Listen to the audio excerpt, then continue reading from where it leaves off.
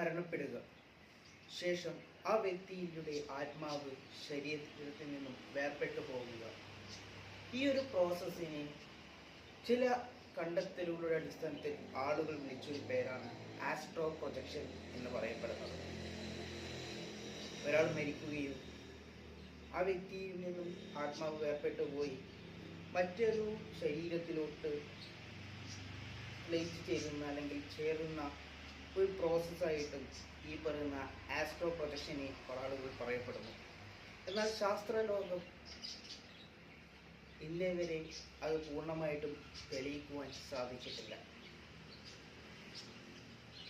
എന്നാൽ ഇത്തരത്തിലുള്ള സംഭവങ്ങൾ ലോകത്തിൻ്റെ പലയിടങ്ങളിലായിട്ടും നടന്നുവെന്നും ഇത്തരത്തിലുള്ള അനുഭവങ്ങൾ ഉണ്ടായിട്ടുണ്ടെന്നും പറയപ്പെടുന്നുണ്ടെങ്കിലും പൂർണ്ണമായിട്ടും ഇതിനൊരു പഠനം നടത്താൻ സാധിച്ചിട്ടില്ല എന്നാണ് അറിയാൻ സാധിച്ചത്.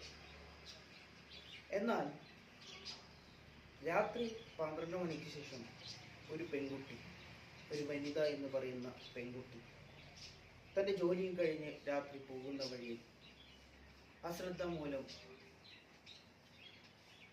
തൻ്റെ വാഹനം ഒരാളെ കൊണ്ട് ഇടിക്കുന്നു.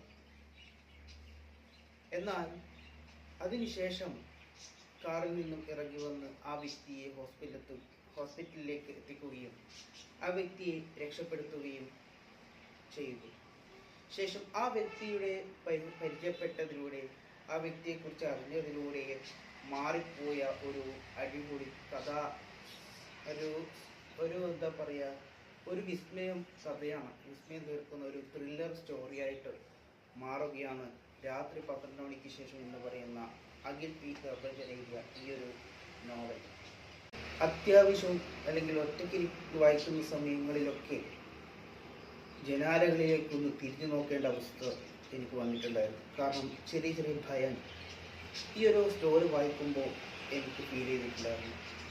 ഒരു ത്രില്ലർ സ്റ്റോറി വായിക്കുന്ന അല്ലെങ്കിൽ ഒരു ഹൊറർ സ്റ്റോറി വായിക്കുന്ന ഒരു ഫീൽ എന്തായാലും എനിക്ക് കിട്ടിയെന്ന് പറയാം.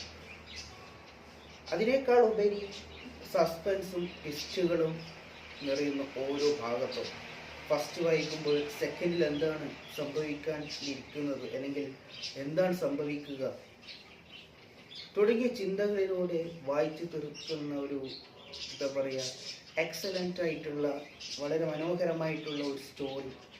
അതാണ് ഈ പറയുന്ന രാത്രി 12 മണിക്ക് ശേഷം എന്ന് പറയുന്ന ഈ പുസ്തകം.